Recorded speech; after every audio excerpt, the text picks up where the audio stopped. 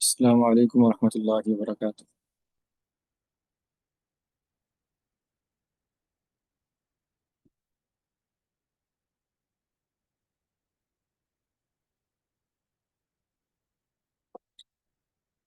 الحمد للہ رب العالمین والصلاة والسلام علی رسول الکریم۔ اللہم انفعنا بما علمتنا وعلمنا ما ينفعنا وزدنا علما سبحانك لا علم لنا إلا ما علمتنا إنك أنت العليم الحكيم رب اشرح لي صدري ويسر لي أمري واحلل عقدة من لساني يفقهوا قولي أما بعد۔ قاضی جرجانی رحمہ اللہ کا منظومہ میمیہ ہم پڑھ رہے تھے اور کوشش کریں گے کہ آج یہ نظم ہم مکمل کر لیں۔ گزشتہ مجلس میں اس کے پہلے 5 اشعار ہم نے مکمل کیے تھے۔ تو چھٹا شعر ہے، جرجانی رحمہ اللہ کہتے ہیں منزہها عن بعض ما لا يشینها مخافة اقوال العدا فيما اولما۔ منزہها میں اپنے نفس کو بچاتا ہوں، دور رکھتا ہوں، عن بعض ما لا يشینها بعض ایسی چیزوں سے بھی جو اس کو داغدار کرنے والی نہیں بھی ہیں، یعنی بعض وہ امور جو بظاہر حرام نہیں ہے، مشتبہ امور نہیں ہے، تو بعض ایسے امور سے بھی میں اپنے نفس کو بچاتا ہوں، دور رکھتا ہوں۔ مخافت اقوال العدا فیما اولیما لوگوں کے، دشمنوں کے اس طعنے کے ڈر سے، ان کے اس قول کے ڈر سے کہ یہ کام کیوں کیا، یہ کام اس میں تم کیوں پائے گئے، یہاں پر تم اس جگہ پر کیوں نظر آئے۔ تو لوگ جو باتیں بناتے ہیں، ان کی باتیں بنانے کی وجہ سے بھی بعض میں کاموں کو چھوڑ دیتا ہوں۔ تو اصل میں بات ہو رہی ہے، جیسا کہ میں نے آپ کو بتایا تھا کہ جو نظم ہے یہ عزت نفس کے بارے میں، کہ جو طالب علم ہوتا ہے اس کی عزت نفس ہونی چاہیے، اس کو اپنے وقار کا اور اپنی عزت کا پاس ہونا چاہیے۔ تو اس کو یہ خیال کرنا چاہیے کہ وہ بہت سارے ایسے امور بھی ترک کرے جو بظاہر شرعاً حرام نہیں، لیکن عرفاً لوگ اس کو باتیں بنا سکتے ہیں، کیونکہ ایسا داعی، واعظ یا عالم جو لوگوں کی نظروں میں اچھا نہیں ہے اپنے کسی فعل کی وجہ سے، تو اس کی دعوت کا اثر لوگوں پر نہیں ہوگا اور لوگ اس کی بات سنیں گے نہیں۔ اور یہ تقریباً وہی بات ہے جو کئی سلف نے کہی ہے کہ ہم بہت ساری حلال چیزیں بھی اس لیے ترک کرتے ہیں کہ حرام میں واقع نہ ہو جائیں۔ ایسے ابو درداء رضی اللہ عنہ نے فرمایا کرتے تھے کہ تمام تقوی یہ، کمال تقوی یہ کہ انسان بعض ایسی چیزیں جن کو وہ حلال سمجھتا ہے ان کو چھوڑ دے حرام میں واقع ہونے کے ڈر سے۔ اس طرح عبداللہ بن عمر رضی اللہ عنہ فرمایا کرتے تھے انی لأحب ان ادع بینی و بین الحرام سترۃ من الحلال، کہ مجھے یہ بات پسند ہے کہ میں اپنے اور حرام کے درمیان حلال کا ایک پردہ لٹکا کے رکھوں، یعنی ایک حلال، ایسا ایک درمیان میں فاصلہ ہونا چاہیے حلال چیزوں کا بھی، کہ ان میں بھی نہ پڑھوں گا، کہیں میں حرام میں نہ جا پڑوں۔ تو سلف صالحین کا اس بارے میں بہت سارا کلام ملتا ہے کہ وہ بعض ایسی چیزیں جو اللہ نے حلال کی ہوئی اور ان کو وہ استعمال اگر کریں تو ان پر گناہ کوئی نہیں ہے، لیکن وہ صرف اپنی عزت نفس اور اپنی مروت اور وقار کی خاطر اس میں نہیں پڑتے تھے، یا اس خوف سے کہ اگر آج ہم نے جو دل کیا اس میں ہم واقع ہونا شروع ہو گئے، کھانے پینے کا معاملہ ہے، پہننے اوڑھنے کا معاملہ ہے، سواری کا معاملہ ہے، دیگر جو بھی حظوظ نفس ہوتے ہیں دنیا میں سے، تو اگر یہ معاملہ رہا کہ ہم نے اپنی ہر شہوت یہیں پر پوری کرنی شروع کر دی تو یہ عادت انسان کی پکی ہو جاتی ہے اور وہ اس کو حرام میں واقع کر دیتی ہے۔ انسان اگر اپنی یہ عادت بنا لے کہ میں نے اپنی ہر خواہش پوری کرنی ہے، یہ سوچ کے کہ حرام تو نہیں ہے نا، تو پھر کیا ہوتا ہے، پھر وہ آہستہ آہستہ مشتبہ امور میں اور پھر حرام عموماً واقع ہو جاتا ہے۔ اور خاص طور پہ طالب علم ہوتے ہیں ان کو ان باتوں کا بہت خیال کرنا چاہیے کہ وہ امور جو اس کی مروت کے خلاف ہیں، اور مروت سے مراد کیا ہوتی ہے، ہر وہ بات جس کی بنیاد پہ لوگ آپ کو باتیں بنا سکتے ہیں، ان سے بچنا چاہیے۔ ہمارے ہاں ایک بڑا غلط تصور رائج ہو گیا ہے لوگوں کے ہاں، کہتے ہیں لوگوں کی پرواہ نہیں کرنی چاہیے، لوگ تو باتیں بناتے ہی ہیں، ہے نا، کہتے ہیں کہ لوگوں کی باتوں کی کیا پرواہ کرنی ہے۔ تو یہ جملہ درست نہیں ہے، یہ جملہ صرف ان امور میں درست ہے جو اللہ کی اطاعت والے امور ہیں، کہ انسان نیکی کے کام کرے، اللہ کی اطاعت والے امور کرے، اور کہے کہ نیکی کے امور میں مجھے کسی کی ملامت کی پرواہ نہیں، یہ معنی درست ہے، لا یخافون لومۃ لائم، کہ جب اللہ کی اطاعت کرنی ہے، لوگ آپ کی داڑھی پر، پردے پر باتیں بناتے رہیں، اس کی پرواہ نہیں۔ لیکن عام امور میں، امور دنیا میں انسان اور عام رکھ رکھاؤ کے امور میں انسان یہ کہ ٹھیک ہے بھائی لوگوں کی آپ کیا پرواہ کرنی ہے، تو یہ بات درست نہیں ہے، بلکہ ضرورت ہوتی ہوا ہے کہ انسان ان امور کا خیال کرنے والا ہو جو عوام کی نظروں میں اس کی عزت کو خراب کرنے والے ہیں، اس کو برباد کرنے والے ہیں۔ اس کے بعد فرماتے ہیں ولم ابتدل فی خدمت العلم مہجتی لاخدم من لاقیت لكن لیخدم اشقى به غرسا واجنیه ذلة اذا فاتباع الجهل قد كان احزما۔ یہ بڑے اہم اشعار ہیں اس نظم کی۔ ولم ابتدل فی خدمت العلم، میں نے علم کی خدمت میں مہجتی اپنی جان کو ایسے ہی نہیں کھپایا تھا۔ ولم ابتدل فی خدمت العلم مہجتی، میں نے جو علم کے راستے میں، علم کی خدمت میں کیا مراد ہے؟ علم کے راستے میں حصول علم میں جو اپنی جان کھپائی ہے، یہ اس لیے نہیں کھپائی تھی لأخدم من لاقیت، کہ میں جب ان کبراء، ان رؤساء سے ملوں تو میں ان کی چاکری کروں، میں ان کا نوکر بن جاؤں، ان کی خدمت کرنا شروع ہو جاؤں۔ لیکن لیخدما، بلکہ میں نے تو علم کے راستے میں وقت اس لیے لگایا ہے کہ میں مخدوم ہوں، لوگ میرے دروازوں پر آئیں علم حاصل کرنے کے لیے، نہ کہ میں اس علم کو لوگوں کے دروازوں پر لے کر جایا کروں۔ اشقى به غرسا واجنيه ذلة اذا فاتباع الجهل قد كان احزما، کہتے ہیں میں جو بیج بونے میں ساری زندگی تھکتا رہا اور مصیبتیں برداشت کرتا رہا، یعنی علم حاصل کرنا، کہ جو پوری فصل ہے میں بڑی محنت سے اس کو بوتا رہا اور میں نے بڑی محنت کی اور دن رات ایک کیا، اور اب میں ذلت کا پودا کاش کروں، اجنی ہی ذلت، اب جب اس کو کاٹنے کا وقت آئے تو باہر سے لوگ آ جائیں، ٹھیک ہے، جب گھر بس جائے تو پھر باہر سے لوگ آ کر بیٹھ جائیں اس کے اندر کہ اب یہ ہمارا ہو گیا۔ اب وہ لوگ جنہوں نے پڑھا نہیں ہے، حاصل نہیں کیا، وہ اس علم کے ٹھیکے دار بن جائیں، وہ ہمیں سکھانا شروع کر دیں۔ یہ مراد کہ طالب علم کو یہ بات پتہ ہونی چاہیے کہ جو اس نے علم حاصل کیا ہے اتنا لمبا عرصہ، اس نے علم کے راستے میں لگایا ہے، تو اس لیے نہیں لگایا کہ اب وہ لوگوں کی باتیں سنیں۔ اب کوئی بھی انٹلیکچوئل دانشور انگلش بولنے والا، وہ دو چار لفظ اچھے بول سکتا ہو، تو وہ ٹیڑھے ٹیڑھے منہ کر کے اس کو بتایا کہ آپ کو جغرافیہ پڑھنا چاہیے اور آپ کو تاریخ پڑھنی چاہیے۔ علم اس لیے نہیں حاصل کیا جاتا۔ اشقى به غرسا واجنيه ذلة، یہ ہم اس لیے کھپتے رہیں، ہم اس لیے محنت کرتے رہیں کہ دنیا دار لوگ، عام عوام یہ ہمیں باتیں بنا کر دکھائے، یہ ہمیں کہے کہ آپ کو کیا کرنا چاہیے تھا۔ اذن فاتباع الجهل قد كان احزما، اگر تو یہ بات ہے تو پھر جاہل رہ جانا بہت اچھا فیصلہ ہوتا، بڑا عقل مندی پر اور دانش پر مبنی فیصلہ ہوتا، پھر ہم پڑھتے ہی نہ، ہم جاہل ہی رہ جاتے۔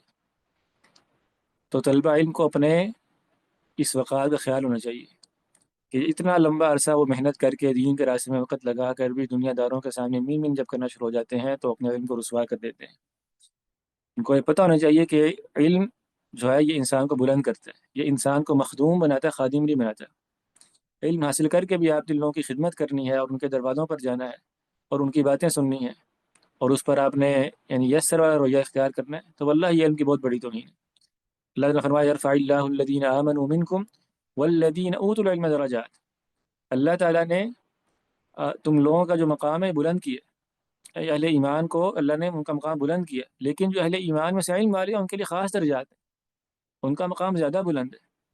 تو ان کے مقام کی بلندی یہ دنیا آخرت دونوں جگہ پر ہے، آخرت میں بھی درجات اللہ نے بلند کیے ہیں علم والوں کے، اور دنیا میں بھی اللہ نے انہیں اس قابل بنایا ہے، اور ان کو اس بات کا پتہ ہونا چاہیے، معلوم ہونا چاہیے کہ ہم لوگ بلند لوگ ہیں، ہم اس دنیا سے، دنیا کی خواہشات سے، دنیا دار طبقے سے، ہمارا سٹیٹس ایک بالکل الگ سٹیٹس ہے، اور یہ وہ سٹیٹس ہے، یہ وہ کلاس ہے جس کو دنیا کے پیمانے پر نہیں تولا جا سکتا۔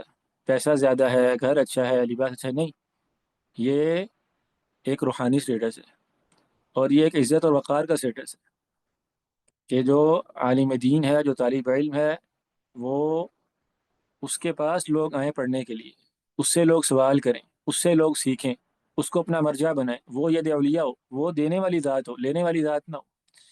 اور یہ ہمارا سلف صالحین کا بہت زیادہ رائج تھا، یعنی یہ جو بات ہے نا کہ ولم ابتدل فی کیا فرمایا انہوں نے، ولم ابتدل فی خدمت العلم مہجتی، کہ علم کی خدمت میں ہم نے زندگی لگا دی، اور اب تم آ کر ہمیں باتیں بتاتے ہو، تم سکھاتے ہو کیا کرنا چاہیے۔ علماء سلف کے ہاں یہ معنی بہت رائج تھا، انہیں اچھی طرح اس بات کا پتہ ہوتا تھا کہ علم کے راستے میں زندگی لگا دینے کے بعد اب ہم ایک محترم اور مخدوم ہستی۔ امام علی کے شاگرد تھے اسد بن فرات رحمہ اللہ، اسد بن فرات بڑے زبردست فقیہ تھے، مجاہد تھے، فرمایا کرتے تھے ضربنا فی طلب العلم آباء طالب، واغتربنا في البلدان ولقينا العلماء وغيرنا إنما طلب العلم خلف قانون أبيه ووراء منسج أمه ويريدون أن يلحقوا بنا. کہ یہ جو علم ہے ہم نے تو اس کی خاطر اونٹوں کو دوڑایا اور ہم نے شہروں کی خاک چھانتے رہ گئے ہم لوگ، اور علماء کے ساتھ ہم نے یعنی ملاقاتیں کی ہیں، ان کے سامنے زانو تلمس طے کی ہے، اور اب کچھ لوگ ہیں جو اپنے ابا کے تندور کے ساتھ بیٹھے ہوئے ہیں اور اپنی اماں کی جو سلائی مشین ہے، چرخہ کاٹنے والا آلہ ہے، اس کے ساتھ گھر میں بیٹھے ہوئے ہیں اور ہمیں کہتے ہیں کہ ہم تمہارے برابر ہو گئے. تو واللہ العظیم یہ لوگ برابر نہیں. اور طلبہ علم کو اس بات کا بہت اچھی طرح پتہ ہونا چاہیے کہ جب کوئی دنیا کا پڑھا ہوا انسان، کوئی سوشل سائنسز میں بہت آگے نکلا ہوا انسان ان کو کچھ سکھانے کی کوشش کرے تو اس کا منہ بند کرا دیں، اسے چپ کرا دیں. یہ تکبر کی جائز قسم ہے، تکبر میں نہیں آتا. یہ کتنے سارے محدثین علماء کے بارے میں آتا ہے کہ فرماتے تھے کہ متکبر انسان پر تکبر کرنا یہ نیکی ہے. کیا معنی ہے اس بات کا؟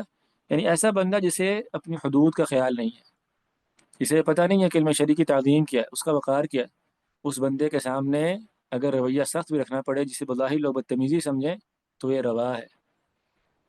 ہاں، اہل خیر کے ساتھ یا وہ لوگ جو متبادل لوگ ہیں، سیکھنا چاہتے ہیں، طلبہ علم ہیں، ان کے ساتھ سامنے انسان جس قدر زیادہ جھکے اتنی خیر کی بات ہے، اتنے فضل کی بات ہے. تواضع جو ہے محمود ہے، یہ اصل نیکی ہے. لیکن وہ لوگ جو اپنے آپ کو بعض دنیاوی علوم کی بنیاد پہ بڑا مان لیں تو ان کو بتا دینا چاہیے اچھے انداز سے کہ آپ بڑے نہیں ہو، آپ چھوٹے ہیں. علم والے لوگ بڑے ہوتے ہیں، علماء بڑے ہوتے ہیں. حدیث میں آتا ہے کہ رسول اللہ صلی اللہ علیہ وسلم نے فرمایا لا ألفين أحدكم متكئا على أريكته يأتيه الأمر مما أمرت به أو نهيت عنه فيقول لا أدري ما وجدنا في كتاب الله اتبعنا.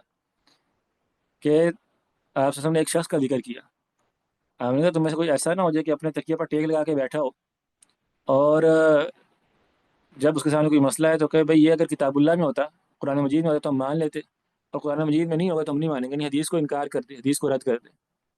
یعنی گویا آپ نے جو منکرین حدیث ہیں ان کا ایک نقشہ کھینچا کہ ایسا ایک شخص آئے گا، ایک حدیث میں آتا ہے میری امت میں، کہ وہ اپنے گھر میں تکیے پر ٹیک لگا کے بڑے آرام سے بیٹھا ہوگا اور کہے گا کہ ٹھیک ہے ہمیں تو کتاب اللہ میں سے بات اگر آ جائے گی تو ہم مان لیں گے، تو جو اس کے علاوہ یعنی حدیث ہے اس کو ہم نہیں مانیں گے. اب اس میں جو لفظ ہے نا متکئ علی اریکتہ، اپنے گھر میں بیٹھا ہوگا آرام سے، اس کا کیا معنی ہے؟ علماء ذکر کرتے ہیں، حافظ خطابی رحمہ اللہ شارح حدیث ہیں، اور بڑے اور علماء، اکثر علماء فرماتے ہیں اراد بهذه الصفة اصحاب الترفه والدعة الذين لزموا البيوت ولم يطلبوا العلم ولم يغدوا ولم يروحوا في طلبه. کہتے ہیں اس سے مراد وہ امیر زادے ہیں، وہ ناز و نعم میں پلنے والے ممی ڈیڈی بچے ہیں جو اپنے گھروں میں بیٹھے رہے ہیں ساری زندگی، انہوں نے کوئی علم حاصل نہیں کیا، نہ صبح نہ شام، علم کے راستے میں سفر کرنے کا ان کو پتہ ہی کوئی نہیں ہے. ولم يروحوا في طلبه في مظانه واقتباسه من اهل علماء کے سامنے جا کر بیٹھنا، اس کی مشقت برداشت کرنا، فرش پہ بیٹھنا، کتابیں لے کر عالم کا انتظار کرنا، استاد سے ڈانٹ ڈپٹ اس کی برداشت کرنا، گرمی سردی برداشت کرنا، بھوک برداشت کرنا، ان ساری باتوں کا ان بیچاروں کو کوئی پتہ نہیں ہے. تو رسول اللہ صلی اللہ علیہ وسلم نے ایسے لوگوں کا نقشہ کھینچتے ہوئے کہا کہ یہ لوگ ہوں گے جو شبہات پھیلانے والے ہوں گے، جو کبھی حدیث کا انکار کریں گے، کبھی علماء پر طعن کریں گے، کبھی صحابہ پر طعن کریں گے. تو گمراہیاں ان لوگوں کی وجہ سے داخل ہوں گی امت میں. اللہ المستعان. ایک بزرگ گزرے ہیں ابو جعفر الداودی، ابو جعفر الداودی رحمہ اللہ. تو وہ علماء سے نہیں پڑھے تھے، انہوں نے ذاتی مطالعہ والا کر لیا تھا، جیسے ہمارے یہاں نا دانشور ہوتے ہیں، مفکرین ہوتے ہیں کہ گھر بیٹھ کے پڑھ لیا، کتابیں بہت پڑھی ہوئی ہیں. تو ان کا اپنا مطالعہ بہت تھا، کافی کچھ پڑھ لیا انہوں نے.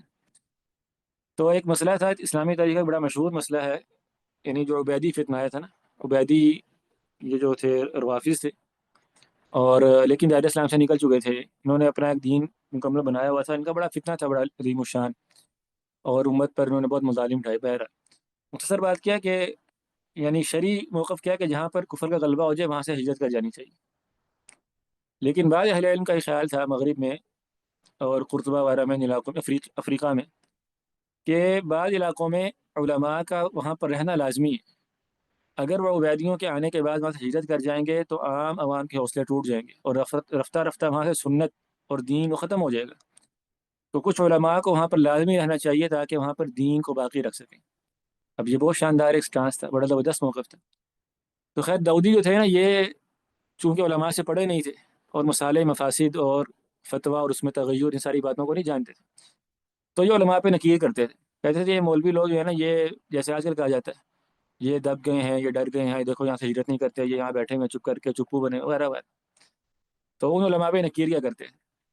تو علماء یہ کہتے تھے اس کو لا شیخ لک، اپنی زبان بند رکھو، تمہارا کوئی استاد نہیں ہے، یعنی کوئی لگی لپٹی نہیں ہے اس معاملے میں کہ تم نے کون سا کوئی علم حاصل کیا ہے، تم نے کوئی سفر کیا علم کے لیے، استادوں سے پڑھا ہے، تم نے تو گھر بیٹھے بیٹھے علم حاصل کیا۔ تو اس کو لا شیخ لک، اس معاملے میں تمہاری کوئی رائے نہیں ہے۔ آپ دیکھیں ہمارے یہاں کتنا آسان ہو گیا کہ آپ کیمرہ سامنے رکھیں اور مائک کھولیں اور اپنے سامنے دو جو اپنے ایسے بندے بٹھائیں اور شروع کر دیں باتیں کرنا، علماء کو یہ کرنا چاہیے، علماء کو وہ کرنا چاہیے، یہ کرنا۔ بھئی آپ کو یہ، آپ کا مقام ہی نہیں ہے، ٹھیک ہے، آپ کی حیثیت ہی نہیں ہے عند اللہ، آپ کی حیثیت نہیں ہے۔ تو بہرحال انسان کو اس بات کا بہت جو ہے نا وہ ڈرنا چاہیے اس بات سے، کس بات سے؟ کہ وہ اگر عوام الناس میں سے ہے تو علماء کو سکھانے والا نہ بنے، ان سے سیکھنے والا بنے۔ ٹھیک ہے، اہل علم جو علم کے لیے مشقتیں اٹھاتے ہیں، محنتیں کرتے ہیں، اس کا یہ حق ہوتا ہے کہ اب ان کے سامنے ان سے سیکھا جائے، وہ مخدوم ہونا کہ وہ خادم ہو۔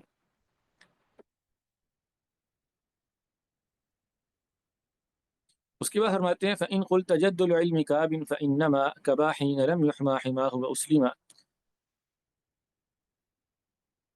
یہ جو شعر ہے 9 نمبر،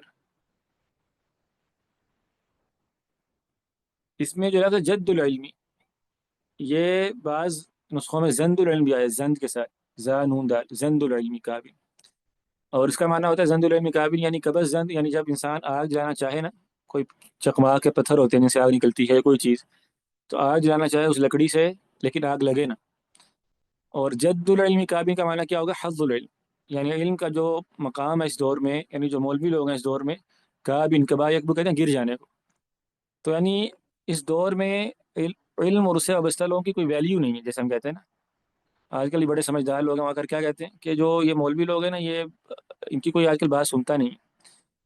تو فَإِن قُلْتَ جَدُّ الْعِلْمِ كَابٍ، اگر تم کہو کہ جو علم ہے اس کی کوئی اہمیت نہیں رہی معاشرے میں، اس کا وقار ختم ہو چکا ہے، فَإِنَّمَا كَبَا حِينَ لَمْ يُحْمَى حِمَاهُ وَأُسْلِمَا، کہتے ہیں تو بات یہ ہے کبا، یہ زمین پر اس لیے آ پڑا ہے، علماء کی اور علم کی اہمیت اس لیے ختم ہو گئی ہے، حین لم يحمى حماہ واسلما، جب علم کی سرحدوں کی پہرے داری نہیں کی گئی اور علم کو عمراء کے دروازوں پر رسوا ہونے سے بچایا نہیں گیا۔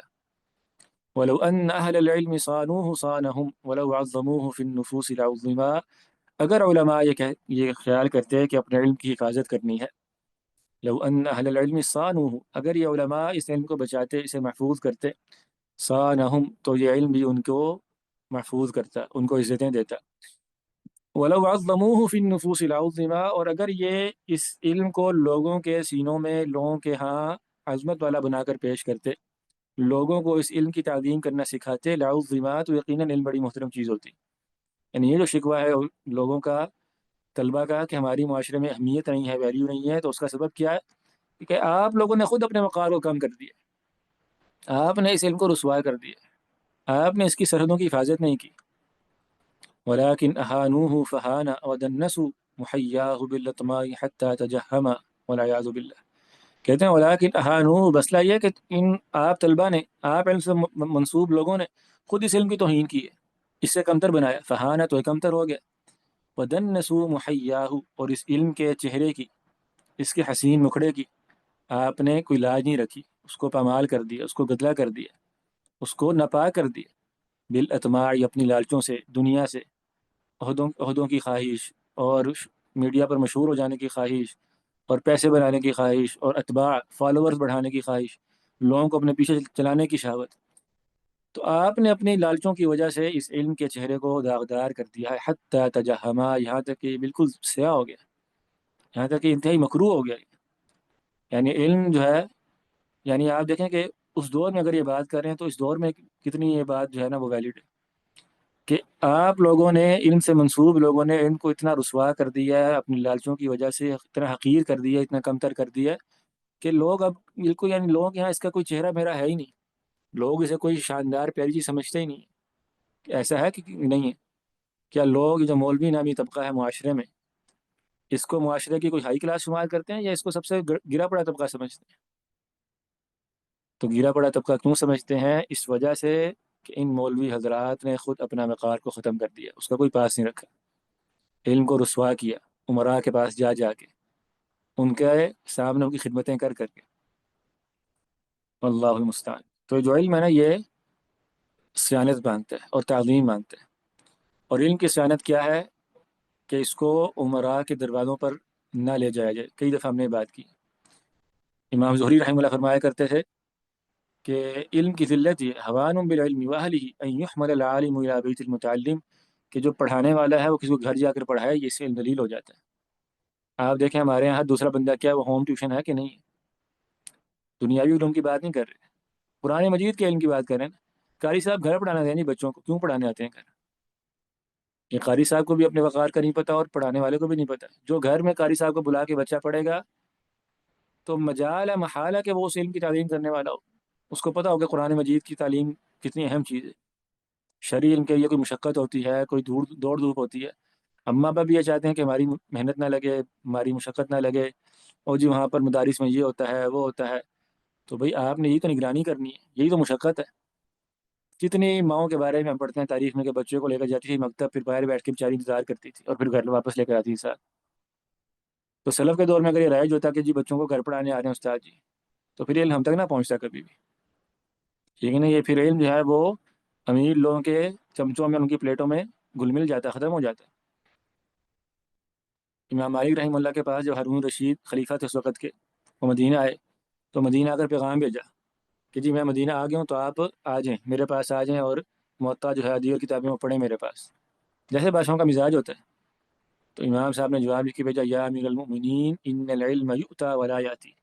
امیر المؤمنین، علم کے پاس چل کر جایا جاتا ہے، علم کو اپنے پاس نہیں بلایا جاتا. تو پھر ہارون رشید خود ان کے پاس آئے پڑھنے کے لیے. اسی طرح امام بخاری رحمہ اللہ، ان کو بھی بادشاہ نے پیغام بھیجا نا کہ آ جاؤ ذرا دربار میں، آ جاؤ، میں میرے بچے خادم وغیرہ ہیں سارے، تو ان کو تم حدیث سناؤ، صحیح بخاری وغیرہ سناؤ، ان کو تعلیم دو ان کو. امام بخاری نے فرمایا انا لا اذل العلم ولا احملہ الی ابواب السلاطین، میں علم کو ذلیل نہیں کرتا، نہ بادشاہوں کے دروازوں پہ لے کر جاتا ہوں. فإن كانت لك إلى شيء منه حاجة فاحضرني في مسجدي أو في داري. آپ نے اگر کچھ پڑھنا ہے، استفادہ کرنا ہے، تو میرے گھر میں آ جائیں یا میری مسجد میں، میری مجلس میں جہاں میرا درس ہوتا ہے وہاں پر آ جاؤ. کہ آج قراء، وعاظ، خطباء، ان کا یہ رویہ ہے. جب ان کا یہ رویہ نہیں ہے تو پھر اس علم کو رسوا کرنے والے کون ہیں؟ وہ خود ہیں. قل هو من عند انفسکم. طلبہ علم سب سے زیادہ جو ہے نا یعنی قابل ملامت اور مذمت ہے کہ انہیں اپنے علم کی پرواہ ہی نہیں. ہر بندے کے پیچھے لگ جاتے ہیں، ہر جگہ پہنچ جاتے ہیں. یہ اس علم کو ہر بندے کو ہر جگہ پر میسر کر دینا، اس سے علم اور علماء کا وقار ختم ہو جاتا ہے. خطیب بغدادی رحمہ اللہ نے باقاعدہ ایک باب قائم کی ہے، ان کی کتاب ہے الجامع لاخلاق الراوی و آداب السامع، پڑھنے اور پڑھانے کے آداب.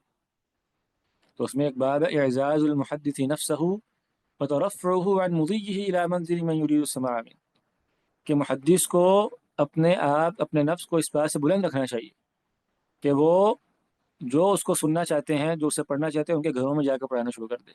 یہ اچھی بات نہیں ہے محدث کے لیے. اللہ اکبر. ابن الجوزی رحمہ اللہ فرماتے ہیں ينبغي للعالم ان يصون العلم ولا يبذله ولا يحمله الى الناس خصوصا الى الامراء. عالم کو چاہیے اپنے علم کی حفاظت کرے، اسے رسوا نہ کرے، اور اسے لوگوں کے پاس پاس نہ لے جائے بار بار، خاص طور پہ امیروں کے پاس، اغنیاء کے پاس. ٹھیک ہے نا؟ علماء کا تو ایک کام تھا کہ انہوں نے معاشرے میں یہ روایت عام کرنی تھی کہ پیسے والا بندہ اپنے پیسے کو علم کے لیے لگا دے اور علماء کے سامنے آ کے بیٹھے. انہوں نے ہی معاشرے میں یہ روایت ڈال دی کہ علم جو ہے اس کو پیسے کے پاس جانا چاہیے. پیسہ کبھی علم سے بلند نہیں، پیسے کو علم کے پاس آنا چاہیے. عمراء کو، سلاطین کو، وزراء کو، قضات کو اور اعلیٰ عہدیداروں کو، ان کو یہ چاہیے کہ مساجد میں جائیں اور عام عوام الناس کے سامنے رضانو ہو کر بیٹھیں. قاضی شریک رحمہ اللہ ایک بڑا معروف نام ہے. تو ان کے پاس خلیفہ مہدی کا نا کوئی بیٹا آیا، عباسی خلیفہ تھا مہدی. اور تو حالانکہ ان کے پاس آیا ہوا بھی، لیکن ان کے پاس آیا دیوار کے ساتھ ٹیکے لگا کے کھڑا ہو گیا اور ایک کوئی سوال کیا. تو انہوں نے ایسے ظاہر کیا کہ مجھے پتہ ہی نہیں کوئی آیا. وہ اپنی مجلس میں جاری رکھی. اس نے پھر وہیں پر ٹیکے لگاتے لگاتے کچھ پوچھا. تو امام صاحب نے پھر اس کو نظر انداز کیا. تو کہنے لگا تستخف باولاد الخلفاء، خلیفہ کے بیٹوں کے ساتھ آپ جو ہے نا وہ بدتمیزی کر رہے ہیں، ہے نا؟ امیروں کے بچوں کو جو ہے یہ ہوتا ہے. تو اس نے بھی یہی کہا کہ آپ جو ہے نا بدتمیزی فرما رہے ہیں میرے ساتھ؟ تو کہنے لگے لا ولکن العلم اجل عند اللہ من ان اضیعہ، بدتمیزی نہیں کر رہا، میں تمہیں یہ بتانا چاہ رہا ہوں کہ علم اللہ کے یہاں بڑی محترم چیز ہے، اس کو میں ضائع نہیں کرنا چاہتا۔ اسے پھر بات سمجھ آئی تو وہ ٹیک چھوڑ کے قریب آ کے دو زانو ہو کر بیٹھا، اور پھر اس نے سوال کیا۔ تو شریک نے کہا ہاں کہ لا یطلب العلم، ہاں یہ ہوتا ہے علم حاصل کرنے کا طریقہ۔ اللہ اکبر۔ تو بہرحال پڑھانے والوں کو نا اپنا اسٹینڈرڈ بلند رکھنا چاہیے، اور ہم نے اسٹینڈرڈ کیسے بلند کیا؟ پیسے زیادہ کر کے ہیں، فیسیں زیادہ کر لو، ٹھیک ہے، چھوٹا سا تجوید کورس پڑھانے کے آپ رکھ لو 50,000 فیس رکھ لو اس کی، یہ کیا اسٹینڈرڈ بلند ہو گیا؟ ایسے نہیں بلند ہوتا۔ میں ادھر کراچی جانا ہوا میرا، تو ایک بڑی مشہور ہمارے یہاں ایک تنظیم ہے، ان کا بڑا کام ہے ایلیٹ کلاس کے اندر نا، اور وہ بڑی عمارتیں شادیاں بک کراتے ہیں، اور بڑے عمارات کے اندر انگلش زبان میں ان کا خیال ہے کہ ہم دین کا کام کر رہے ہیں۔ تو کہنے لگے کہ علماء جو ہے نا ان کا اسٹینڈرڈ جو ہے نا یہ اس لیے کم ہے کہ یہ پیسے نہیں لگاتے اپنے کورسز پر۔ سمجھ رہے مائنڈ سیٹ کیا؟ کہتے ہیں علماء جو ہے نا ان کو پتہ نہیں اپنے مقام کا، جی کیسے نہیں پتہ، یہ مفت میں پڑھاتے رہتے ہیں، ان کو چاہیے کہ فیس رکھیں۔ لوگ جب زیادہ پیسے آپ رکھتے ہیں نا تو پھر لوگ بڑے شوق سے پڑھنے کے لیے آتے ہیں۔ تو گویا وہی بات ہوگی کہ 5% لیڈ کلاس کو راضی کرنے کے لیے آپ اپنے علم کو رسوا کر دو، یہ اسٹینڈرڈ نہیں ہوتا۔ اسٹینڈرڈ کیا ہے کہ آپ اپنے ادب کا جو اسٹینڈرڈ ہے اس کو بلند رکھیں، اسے مفت میں پڑھائیں، ایک پیسہ نہ لیں جیسے محدثین کیا کرتے تھے، لیکن آپ علم کے آداب پر آنچ نہ لیں۔ آپ نے پڑھنا ہے تو میری مسجد میں آؤ، میرے گھر آؤ، میں تمہاری مارکیوں میں اور تمہارے گھروں میں جا کر پڑھانے والا نہیں۔ اللہ اکبر، ولو ان اہل العلم صانوه صانهم ولو عظموه في النفوس لعظم۔ آپ اگر لوگوں کے ذہنوں میں، لوگوں کے نفوس میں اس علم کی تعلیم کروانے والے ہوتے تو یہ لوگوں کے ایک محترم چیز بن جاتی۔ امام سبکی، علامہ سبکی شافی، تاج الدین سبکی بڑے مشہور ہیں یہ اور ان کے والد دونوں شافی فقہا میں۔ تو وہ کہتے تھے کہ اگرچہ یہ شعر جو ہے نا لعظم اس طرح ہی روایت ہوا ہمیں، لیکن میں اس کو لعظما پڑھتا ہوں عین کی زبر کے ساتھ۔ کیا معنی ہے؟ پھر کیا معنی ہو جائے گا کہ اگر آپ عوام میں اس علم کو عزت والا بنا کے پیش کرتے، اس کی تعلیم کرواتے، تو یہ علم آپ کی تعلیم کرتا، آپ محترم ہو جاتے۔ اگر ہم کہیں لعظما تو لعظم العلم، کہ یہ علم محترم ہوتا، اور اگر ہم کہیں لعظما تو اس کا کیا معنی ہے کہ پھر یہ علم بھی آپ کی تعلیم کرتا۔ اور سچی بات یہ ہے واللہ، جو استاد، جو عالم جس قدر زیادہ اپنے علم کا اور اس کے وقار کا خیال کرنے والا ہوتا ہے، وہ گھروں میں نہیں جاتا، عمرا کے آگے پیچھے نہیں پھرتا، پیسے کی وجہ سے اپنے پروگرام کینسل نہیں کرتا، ہے نا کتنا بڑا مسئلہ ہمارے یہاں قاریوں کا، خطیبوں کا۔ تو دنیا میں، دنیا کے میزان پر اپنے علم کو جتنا یعنی اس سے دور رہنے والا ہوتا ہے ان چیزوں سے، اتنا ہی عوام الناس کے دلوں میں اس کی اہمیت ہوتی ہے، اس کا مقام ہوتا ہے۔ آپ مجھے بتائیں، ایک عام جو طالب علم ہے، بلکہ عوام الناس ہے، وہ یہ جو کبار علماء ہیں، حافظ شریف صاحب ہیں، حافظ مسعود عالم ہے، شیخ عبداللہ ناصر رحمانی ہیں حفظہم اللہ تعالی، اس طرح کے علماء ہیں، وہ ان علماء حالانکہ ان کو نہیں پتہ علم کیا ہے، اور ان علماء کے پاس کیا علم ہے، لیکن اللہ نے ان لوگوں کی عظمت ان کے دلوں میں زیادہ رکھی ہوئی ہے، یا وہ لوگ، وہ خطیب، وہ وائز جو 10,000 15,000 20,000 اور اپنے ریٹ فکس کرنے کے لیے لڑ رہے ہوتے ہیں؟ ہے نا سوچنے والی بات۔ حالانکہ اگرچہ وہ آ کے بڑی پیاری باتیں کریں اور لوگوں کے بڑے کام کی بات کریں، ان کے بڑے مسئلے حل کریں، لیکن لوگوں کو پتا ہوتا ہے کہ یہ دنیا دار انسان ہے، اس کو تو پیسہ چاہیے، اس کو شہرت چاہیے، اس کو فلاں چیز چاہیے۔ تو جو عالم اپنے علم کی تعظیم کرنے والا ہوتا ہے خود، تو لوگوں کے ہاں بھی وہ محترم ہو جاتا ہے، وہ معظم ہو جاتا ہے۔ اب آپ دیکھیں امام مالک اور امام بخاری، امام ابو داؤد، جتنے بھی علماء ہیں جن کے بارے میں آتا ہے کہ بادشاہوں کے پاس نہیں گئے، ان کو اپنے پاس بلایا، ان کا وقار کم ہوا ہے زیادہ ہوا؟ بلکہ دلچسپ بات کیا ہے، مزیدار بات کیا ہے کہ امام مالک رحمہ اللہ نے جب ہارون رشید کو کہا نا کہ آپ میرے پاس آ کر پڑھیں، تو امام مالک آئے اور ہارون رشید ان کے پاس آئے اور ان کی مجلس میں آ کے پھر معطا جو سنی، تو اس کے بعد ہارون رشید نے ایک بڑی عجیب بات کی، اور ایک اور محدث کا نام لیا، کہا کہ آپ کے پاس چونکہ ہم نے آ کر پڑھا ہے تو آپ کے علم نے ہمیں فائدہ دیا ہے، اور وہ جو فلاں محدث تھے انہوں نے چونکہ ہمارے دربار میں آ کے ہمیں حدیث سنائی تھی تو ان کی حدیث کا مجھے کوئی فائدہ نہیں۔ اللہ یہ بڑی گہری بات ہے، یہ ایک بادشاہ کی گواہی ہے خود، کہ اس محدث نے ہمارے پاس آ کر ہمیں درس دیا، مجھے اس کا کوئی فائدہ نہیں ہوا، آپ کے درس کے لیے مجھے خود آنا پڑا ہے، تو میں اس علم کی برکت کو محسوس کر رہا ہوں۔ تو یہ جو علم ہوتا ہے نا جو گھر پہنچ جاتا ہے آپ کو، اس کا فائدہ نہیں ہوتا۔ علم کے لیے خود گھر سے نکلیں، محنت کریں، مشقت کریں، علماء کے پاس جا کر پڑھیں، یہ اصل بات ہوتی ہے۔ اللہ اکبر۔ اس کے بعد فرماتے ہیں وما كل برق لاح لي يستفزني ولا كل من في الارض ارضاه منعما۔ یہ جو شعر ہے 12واں، یہ آگے انشاءاللہ بعض شعر آئیں گے 17 اور 18 نمبر، ان کے ساتھ اس کو پڑھیں گے، اس کا جو معنی ہے ان کے ساتھ ملتا جلتا ہے، اور بعض نسخوں میں اس کی ترتیب بھی اس طرح ہی ہے۔ تو یہ 12 نمبر شعر اس کو بھی رہنے دیتے ہیں، اس کو بعد میں دیکھتے ہیں، آگے چلیں۔ وإني إذا ما فاتني الأمر لم أبد أقلب كفي إثره متندما ولكنه إن جاء عفوا قبلته وإن مال لم أتبعه هلا وليتما۔ یہ نظم جو ہے نا ساری یاد کر لیں، جو بھائی یاد کر سکتے ہو، بہت فائدہ ہوگا اس کا۔ اور یہ اشعار یعنی تزکیہ نفس کے لیے اور ساتھ ہی ساتھ اپنے وقار کو پہچاننے کے لیے بہت اچھے اشعار ہیں، ٹھیک ہے، اور بہت یعنی ان میں اس کے معنی بہت بلند ہیں۔ تو کہتے ہیں وَإِنِّي إِذَا مَا فَاتَنِ الْأَمْرُ، اور جب دنیاوی معاملات میں سے، دنیاوی امور میں سے کوئی چیز مجھ سے چھوٹ جاتی ہے، یعنی کوئی اپرچونٹی ملی، کوئی چانس ملا اور میں اس سے فائدہ نہیں اٹھا سکا، لم ابت اقلب کفی، تو میں اپنے ہاتھوں کو نہیں ملتا رہتا، پھر یعنی میں اس پر کفی افسوس نہیں ملتا رہ جاتا، اس رہو متندمہ، اس کے بعد اس پر پریشان ہوتے ہوئے، نادم ہوتے ہوئے، اور وائے اور ہائے کرتے ہوئے۔ یعنی اگر دنیاوی امور میں سے کہیں سے کوئی جاب تھی، کوئی اپرچونٹی تھی، پیسے آنے تھے، کوئی عہدہ تھا، کوئی منصب تھا، کہیں پر کسی نے درس کے لیے بلانا تھا، کسی نے بحیثیت استاد جو ہے نا وہ مجھے میرے سے بات کی ہوئی تھی، بہت ساری باتیں ہیں نا دنیاوی مقاصد میں سے، کوئی عہدہ دینا تھا، قاضی بنانا تھا، کہیں مفتی لگانا تھا، وغیرہ وغیرہ۔ کہتے ہیں ان ساری چیزوں میں سے اگر کوئی چیز مجھ سے چھوٹ جاتی ہے تو میں اس پہ پریشان نہیں ہوتا اور میں اس پر افسوس نہیں کرتا رہتا، وَلَكِنَّهُ إِنْ جَاءَ عَفْوًا قَبِلْتُهُ، لیکن اگر وہ چیز مجھے ملتی ہے بغیر مانگے، بغیر میرے طلب کیے، اور بغیر مجھے اپنی عزت نفس کو خراب کیے اور اپنے علم کو رسوا کیے، بغیر مجھے وہ عہدہ، وہ مال، جو بھی دنیا کے وہ چیز ہے وہ مجھے مل جاتی ہے، قبلتہ، تو میں اس کو لے لیتا ہوں، تب میں قبول کر لیتا ہوں۔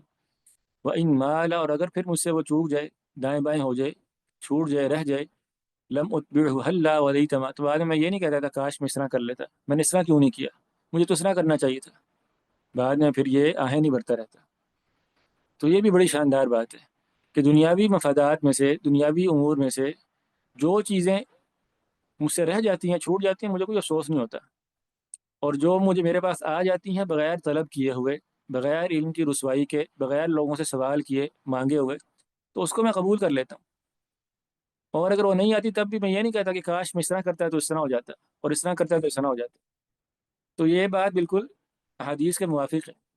رسول اللہ صلی اللہ علیہ وسلم نے اپنے صحابہ کرام کو تعلیم دی تھی، آپ نے سیدنا عمر رضی اللہ عنہ کو کچھ مال دیا نا، آپ کے پاس مختلف جگہ سے مال وغیرہ کرتا تھا، تو آپ صحابہ کرام میں تقسیم کیا کرتے تھے، تو آپ نے سیدنا عمر رضی اللہ عنہ کو کچھ عطا کیا، تو آپ نے فرمایا اگر سے آتی ہی افقر الیہ منی، کہ اللہ کے رسول آپ نا مجھ سے زیادہ جو فقیر لوگ ہیں ان کو دے دیں، مجھے اتنی حاجت نہیں ہے اس کی۔ تو رسول اللہ صلی اللہ علیہ وسلم نے فرمایا خذہ وما جاءک من هذا المال وانت غیر مشرف ولا سائل فخذہ، عمر اس کو آپ لے لیں، جو مال آپ کے پاس آتا ہے دو شرطوں کے ساتھ، انت غیر مشرف ولا سائل، نہ تو آپ نے مانگا خود اور نہ آپ نے اس کی طرف جھانکا ہے، آپ کا خود یعنی اچھل اچھل کے اور آپ اوپر اوپر ہو کے اس کی طرف دیکھنے والے نہیں تھے۔ استشراف جو ہے نا دنیا کی طرف، یہ منع ہے نا، لا تمدن عینیک الی ما متعنا بازواج منهم، یعنی انسان خود آنکھیں اوپر کر کر کے مال کو دیکھنے والا نہ ہو، اسے تمنا نہ ہو، خود ایسی للچائی نظروں سے امیروں کو دیکھنے والا نہ ہو کہ خود ترس کھا کے دے دیں۔ تو کوئی چیز اگر جھانکے بغیر، یعنی آپ کے اس کی خواہش کیے بغیر اور آپ کے مانگے بغیر وہ چیز آپ کے پاس آ جاتی ہے تو آپ اس کو لے لیں۔ وما لا فلا تتبعه نفسک، اور جو چیز اس طرح یعنی سوال اور استشراف کے بغیر نہیں آتی آپ کے پاس تو اپنے آپ کو اس کے پیچھے نہ لگائیں، لا تتبعه نفسک، پھر خام خواہ اس کے تگ و دو میں نہ لگیں اور پھر حسرتیں اور افسوس نہ کریں۔ اس دن عبداللہ بن عمر رضی اللہ عنہ بھی فرمایا کرتے تھے، جب لوگ ان کو کوئی نہ کوئی چیز بھیجتے نا، کوئی ہدایہ، کوئی اس طرح عمرہ بھیجتے تھے، تو فرمایا کرتے تھے لا اسأل احدا شیئا، دیکھو میں کسی کو سوال نہیں کرتا، ولا ارد ما رزقنی اللہ، لیکن جو اللہ نے مجھے دیا نا، جو اللہ نے مجھ تک پہنچا دیا تو اس کو میں رد بھی نہیں کرتا۔ تو یہ بڑا زرعی قاعدہ ہے، اور یہ بات سب کو پتہ ہونی چاہیے، عوام کو بھی، علماء کو بھی، سب کو، کہ وہ مال یا دنیا کی کوئی بھی چیز، مطامع دنیا میں سے جو بھی چیز ہے، جو آپ کے خود مانگنے سے اور خود طلب کرنے سے اور خود ایڑیاں اوپر اوپر کر کے اس کو دیکھنے سے جو آپ تک پہنچتی ہے نا، وہ بے برکت ہوتی ہے اور اس میں آپ کی عزت بھی نہیں ہوتی، ٹھیک۔ لیکن جو چیز آپ کو بغیر طلب کیے آپ تک پہنچ جاتی ہے، کوئی بندہ آپ کو دے دیتا ہے، اس کو اگر آپ لے لیتے ہیں تو اس میں کوئی حرج کی بات نہیں ہے، کیونکہ اس میں آپ نے اپنی عزت کا سودا نہیں نہ کیا۔ اور اصل بات ہے کہ یعنی یہ دنیا جو ہے نا اس قابل نہیں ہے کہ اس پر افسوس کیا جائے، یہ دنیا جو ہے یہ اس قابل نہیں ہے کہ اس پہ افسوس کیا جائے۔ جو شیخ صاحب نے کہا نا لم ابی تقلب کفی اسرہ متندما، کہ کاش میں یوں کر لیتا تو وہ اپرچونیٹی میرے ہاتھ آ جاتی، یوں کر لیتا۔ دنیا بہت حقیر ہے، اس دنیا کی حقارت پہ انسان کی نظر ہو تو کبھی بھی وہ کوئی مال اور منصب اپنے ہاتھ سے چھوڑنے پر پریشان نہیں ہوگا انسان۔ بلکہ زہد کی تعریف یہ کی امام احمد نے، امام احمد رحمہ اللہ سے کہا گیا کہ بسا اوقات ایک بندے کے پاس بہت زیادہ مال ہوتا ہے، بڑا پیسے والا آدمی ہے، تو کیا وہ زاہد ہو سکتا ہے؟ وہ کیسے زاہد ہوگا؟ اس کے پاس تو پیسہ ہے۔ تو آپ نے کہا وہ بھی زاہد ہو سکتا ہے۔ کیسے؟ کہ اگر وہ دنیا کے زیادہ ہونے پر خوش نہ ہوتا ہو اور دنیا کے کم ہونے پر پریشان نہ ہوتا ہو۔ امیر بندہ ہے بہت، لیکن جب اس کی دولت بڑھتی ہے تو وہ خوش ہوتا ہے، اور جب کبھی نقصان ہوتا ہے تو بڑا بڑا پریشان ہو جاتا ہے۔ تو پھر یہ ظاہر نہیں ہے، یہ دنیا اس کے دل میں بیٹھی ہوئی ہے، یہ اس بات کی علامت ہے۔ تو گویا طلبہ علم کو اور علماء کو بطور خاص اور سب لوگوں کو، عوام الناس کو بالعموم سب کو یہ بات پتہ ہونی چاہیے کہ دنیا اس قابل نہیں ہے کہ اس کے آنے جانے پر افسوس کیا جائے، حسرتیں کی جائیں، ہلا لیتما، ایسے کر لیتا ویسے کر لیتا۔ اور یعنی یہ صرف مال میں نہیں، بلکہ جیسے میں نے کہا دنیا کی ہر چیز میں، حتیٰ کہ منصب میں بھی۔ نبی کریم صلی اللہ علیہ وسلم نے اپنے ایک صحابی عبد الرحمن بن سمرہ رضی اللہ عنہ، ان کو نصیحت کی تھی۔ آج فرمایا تھا یا یا عبد الرحمن بن سمرہ لا تسأل الامارہ، عہدہ نہ مانگنا کبھی آپ، یعنی کیا کرنا کہنا کہ مجھے فلاں عہدہ دے دو، مجھے امیر بنا دو۔ فإن أعطيتها عن مسألة وكلت إليها، اگر آپ کو مانگ کر عہدہ ملا تو آپ پھر اس کے سپرد ہو جائیں گے، یعنی اللہ کی مدد شامل حال نہیں ہوگی۔ وإن أعطيتها عن غير مسألة أعنت عليها، لیکن اگر آپ کو بغیر مانگے مل گیا، بادشاہ نے خود آپ کو بلا لیا، امیر نے خود آپ کو کہا کہ آپ نے قاضی بننا ہے، وزیر بننا ہے، خود اس نے آپ کو کہا، تب اللہ تعالیٰ آپ کی مدد کریں گے، تب اس اللہ کی مدد شامل حال ہوگی۔ اور ابن رجب رحمہ اللہ فرماتے ہیں کہ اس دور میں، یعنی اپنے دور کی بات کر رہے ہیں، 8ویں صدی کی، ٹھیک ہے، آج سے 600 سال پہلے، کہتے ہیں کہ اس دور میں عہدوں کی برکت، عہدوں سے برکت کے ختم ہو جانے کا جو ایک سبب ہے نا وہ کیا ہے؟ کہ جتنے بھی عہدے یہ مانگ کر لیے گئے، استشراق کے ساتھ تمنا کر کر کے کہ کاش مجھے قاضی بنا دیا جائے، مجھے مفتی بنا دیا جائے، مجھے جنرل سیکرٹری بنا دیا جائے، مجھے صدر بنا دیا جائے۔ ہے کہ نہیں؟ عہدوں کی بندر بانٹ ہمارے یہاں کتنی زیادہ ہوتی ہے۔ جمہوریت تو ساری ہے ہی، یہ کہ عہدہ ووٹ لیے جاتے ہیں باقاعدہ۔ اسی وجہ سے جمہوریت بے برکت نظام ہے کہ اس میں دنیا مانگی جاتی ہے، جبکہ شریعت کیا کہتی ہے؟ دنیا کو حقیر کر کے اپنے پیچھے آنے دو، اتت دنیا وہی راغم، واللہ المستعان۔ تو بہرحال مختصر بات کیا ہے کہ اگر جو ہے نا، یہ پچھلا صفحہ کھولیں جو ہم پڑھ رہے ہیں شعر،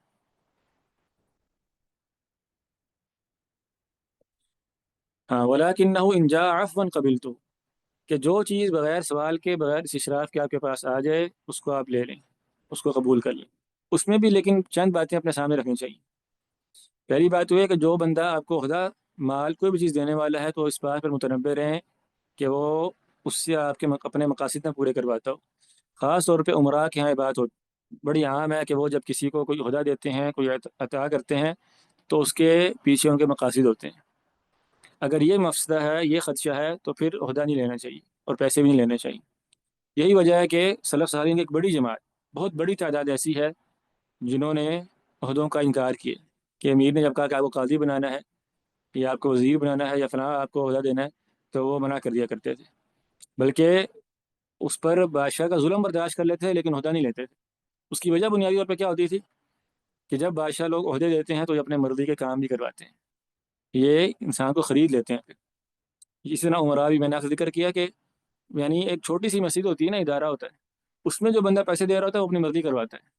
یہ دنیا کا اصول ہے، ٹھیک ہے، چھوٹا سا ادارہ ہو بالکل، ٹھیک ہے، ادھر 100 نمازی بھی پورے نہ آتے ہوں، تو اس میں جو بندہ پیسے دے رہا ہے اس مسجد میں، کوئی کھانا کھلا رہا ہے، کوئی بجلی کا اس نے کام کروا دیا، اب اس کی خواہش یہ ہوتی ہے کہ اس کا جو پنکھا ہے نا وہ میری مرضی کے مطابق چلے، اے سی جو ہے نا جتنا میں چاہوں نا، 22 پہ چلنا ہے، 24 پہ چلنا ہے، میں فیصلہ کروں گا۔ ہوتا ہے کہ نہیں ہوتا؟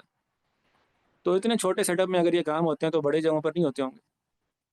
اس لیے انسان اس شرط پہ قبول کر لے، اگر اس کو یہ پتا ہو کہ میں ان کے مفادات جو ہیں اور ان کی جو للت للے ہیں اس کے سامنے ہتھیار نہیں ڈالوں گا، بلکہ میرے سامنے حق حق ہی رہے گا، باطل باطل ہی رہے گا، تو پھر یہ معاملہ درست ہے۔ جی آگے کریں۔ آگے فرماتے ہیں وَأَقْبِضُ خَطْوِي عَنْ حُظُوظٍ كَثِيرَةٍ إِذَا لَمْ أَنَلْهَا وَافِرَ الْعِرْضِ مُكْرَمًا۔ وَأَقْبِضُ خَطْوِي، اور میں اپنے پاؤں کو، اپنے قدموں کو روک لیتا ہوں، عن حظوظ كثيرة، بہت سارے اپنے حظوظ سے، یعنی بہت ساری دنیاوی چیزیں جو مجھے مل رہی ہوتی ہیں، جو میرے ہاتھ چیزیں آ رہی ہوتی ہیں، تو میں ان کو نہیں لیتا، اپنے قدم روک لیتا ہوں، اپنے آپ کو قابو کر لیتا ہوں۔ اذا لم انلها وافر العرض مکرما، اگر وہ مجھے نہیں مل رہی ہوتی عزت دار طریقے سے، ٹھیک ہے، وافر العرض یعنی میری عزت بڑی وافر ہو، بڑی شاندار طریقے سے مجھے مل رہی ہو اکرام کے ساتھ، تب تو میں لیتا ہوں، لیکن اگر وہ مجھے اکرام کے ساتھ اور عزت کے ساتھ نہیں مل رہی، ذلت کے ساتھ ہاتھ آ رہی ہے، تو میں ایسی چیزیں قبول نہیں کرتا۔ گویا ذلت کے عہدوں سے اور ذلت کے پیسوں سے عزت والی روزی، عزت والا فخر، یہ بہت شاندار ہے۔ انسان دو وقت کی روٹی کھاتا ہو، سوکھی سوکھی کھاتا ہو، لیکن مانگ کرنا کھاتا ہو، یہ محترم انسان ہے؟ یا وہ انسان جس کے عالی شان محلات ہوں، گھر گاڑی بنگلے ہوں، سب کچھ ہو، لیکن ہو کس کا؟ مانگا ہوا، کسی سے لیا ہو اس نے، ٹھیک ہے؟ تو جو کسی سے لیا ہوا لی ہوئی چیز ہوتی ہے نا، کتنی ہی شاندار کیوں نہ ہو، اس میں عزت نہیں ہوتی، لیکن جو انسان کی ذاتی چیز ہوتی ہے نا، اپنی محنت سے لی ہوئی اور اپنے یعنی عزت بحال رکھ کر لی ہوئی چیز، اس میں بڑی خیر ہوتی، اس میں بڑی برکت ہوتی۔ ایک وہ جاہلی شاعر تھا نا، عنترہ بن شداد، اس کا بڑا مشہور قصیدہ ہے، لا تسقنی ماء الحیاء بذلتی بل فاسقنی بالعز کاس الحنظل، کہ مجھے جو مائع حیات ہے نا، یعنی آب حیات ہے، اگر یہ بھی ذلت کے ساتھ پینا پڑے گا تو یہ نہ پلاؤ مجھے، اس کے بدلے میں کوڑ تمے کا پانی جو ہے نا، کڑوا ترین پانی، وہ مجھے دے دو، اگر عزت کے ساتھ دینا ہے تو عزت کے ساتھ کڑوے گھونٹ بھر لینا، یہ بہت اچھی بات ہے، بجائے ذلت کے ساتھ آب حیات پینے سے۔ اس کے بعد 16واں اور 17واں شعر ہے، اس سے پہلے جو 12واں شعر میں پیچھے چھوڑا ہے وہ اس کے ساتھ پڑھ لیں، ذرا پیچھے کریں، 12واں شعر پہلے دیکھ لیں، کیونکہ وہ ان کے ساتھ متعلق ہے۔ کہتے ہیں وما كل برق لاح لي يستفزني ولا كل من في الارض ارضاه منعما، وما كل برق یعنی ہر چمکتی چیز، ہر بجلی جب جو چمکتی ہے، یستفزنی وہ مجھے پریشان نہیں کرتی، یعنی ہر چمکتی چیز سے میں چندھیا نہیں جاتا، میری آنکھیں خیرہ نہیں ہو جاتی۔ ولا كل من في الارض ارضاه منعما، اور زمین میں ہر جو بندہ امیر ہے، جو بندہ وزیر ہے، قاضی ہے، بڑا بندہ ہے، اس کو میں اپنے اوپر بحیثیت منعم یعنی احسان کرنے والا برداشت نہیں کرتا۔ مراد کیا؟ یعنی ہر جو چمکتی چیز ہے، ہر جو پیسہ دینے والا بندہ ہے، ہر جو احسان کرنے والا بندہ ہے، تو میں اس کا احسان اٹھانا شروع کر دوں، یہ بات مجھ سے برداشت نہیں ہوتی۔ آگے چلیں۔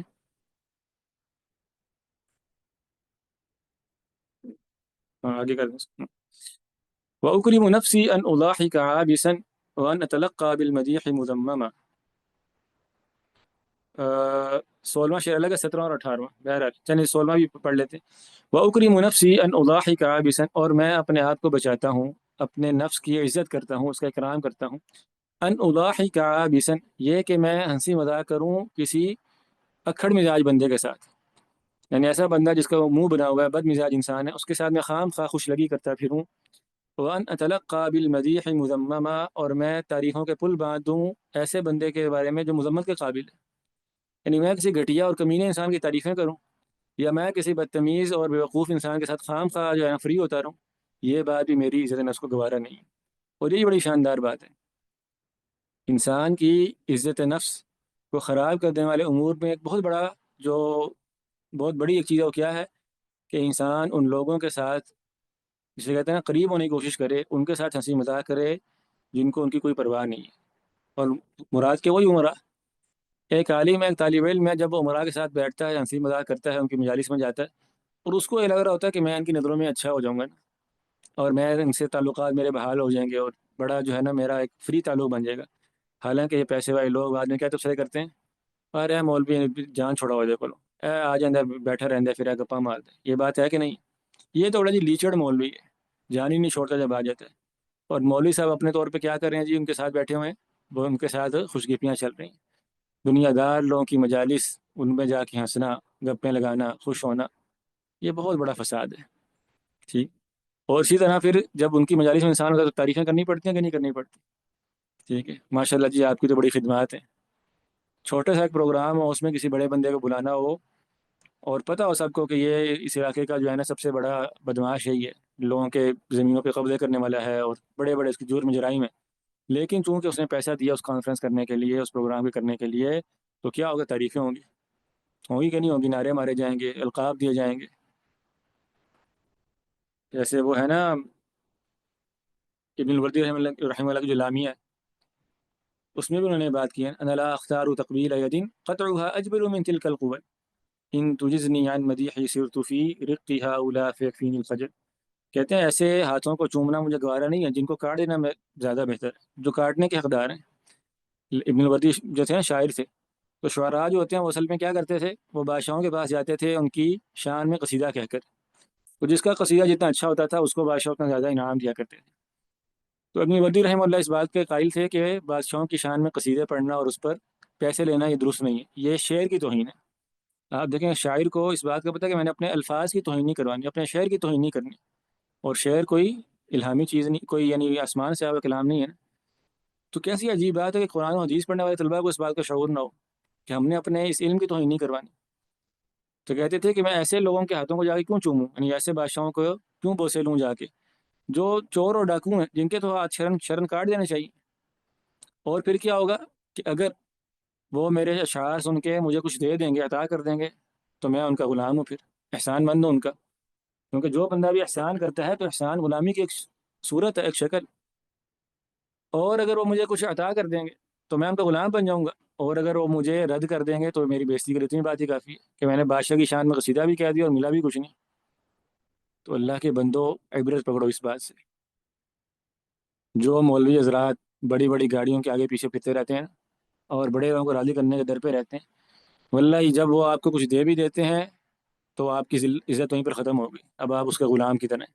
اور اگر وہ کچھ نہیں دیتے تو آپ کی عزت پھر بھی ختم ہوگی کہ آپ نے اتنا کشٹ کیا پھر بھی آج کچھ نہیں آیا. دونوں صورتوں میں ذلت ہی ذلت ہے. اللہ المستعان. اب جو ہے وہ شعر میرے پیچھے پڑا تھا، ما کل برق لاح لی یستفزنی، کہ ہر جو چمکتی چیز ہوتی ہے جب وہ میرے سامنے آتی ہے تو وہ مجھے خیرہ نہیں کرتی، اور میں ہر بندے کو اپنے اوپر بحیثیت محسن برداشت نہیں کرتا. اس کے بعد 17واں اور 18واں شعر بھی اسی موضوع پر ہے، فرماتے ہیں ولیکن اذا مضطرنی الضر لم ابد اقلب فکری منجدا ثم متہما. لیکن بسا اوقات ایسا ہوتا ہے کہ جب کبھی کوئی پریشانی مجھے گھیر لیتی ہے، پریشان حال جب میں ہوتا ہوں، تب بھی کیا ہوتا ہے، لم ابد اقلب فکری منجدا ثم متہما. منجدن کا معنی نجد سے، کہ نجد کی طرف جانا، اور متہما کا معنی تہامہ کی طرف جانا، یعنی دو مخالف سمتیں ہیں. یعنی جب کبھی کوئی مجھے پریشانی گھیر لیتی ہے تب بھی میں الٹ پلٹ نہیں ہوتا، بھاگ دوڑ نہیں کرتا، اتنی دوڑ دھوپ نہیں کرتا کہ کبھی نجد اور کبھی تہامہ، یعنی دائیں بائیں اوپر نیچے ہو رہا ہوں، اتنا میں جو ہے نا وہ دوڑ دھوپ کر رہا ہوں اس مسئلے کے لیے. بلکہ کیا ہوتا ہے الا ان ارى ما لا اغص بذکرہ اذا قلت قد اسدى الی وانعما، یہاں تک کہ میں کسی ایسے بندے کو پالوں جس کا نام لیتے ہوئے مجھے کوئی عار محسوس نہ ہو، مجھے کوئی جھجک محسوس نہ ہو، کہ جب میں لوگوں کو بتاؤں نا کہ فلاں بندے نے مجھ پر انعام کیا ہے، فلاں بندہ میرا محسن ہے، اور اسدا الیہ ونعما، وہ بندہ احسان کرنے والا ہے، وہ مجھ پر اکرام کرنے والا ہے. ان تینوں اشعار کا مفہوم کیا اصل میں، یعنی کہتے ہیں کہ ہر بندہ جو میرے ساتھ خیر خائی کرنا چاہتا ہے نا، جو مجھے کوئی عہدہ دینا چاہتا ہے، کوئی پیسے دینا چاہتا ہے، کوئی میرے ساتھ بھلائی کرنا چاہ رہا ہے، امراء میں سے، اغنیاء میں سے، تو میں ہر کسی کی بھلائی قبول نہیں کرتا. یعنی میں نے اپنے دروازے سب کے لیے نہیں کھولے ہوئے کہ ہر بندہ مجھ پر احسان کرے اور میں اس کو غلام بن جاؤں، پھر وہ مجھ سے کام نکلوائے کیونکہ اس نے فلاں وقت میرے پر احسان کیا تھا. ایسا نہیں ہوتا، بلکہ میں صبر کرتا ہوں.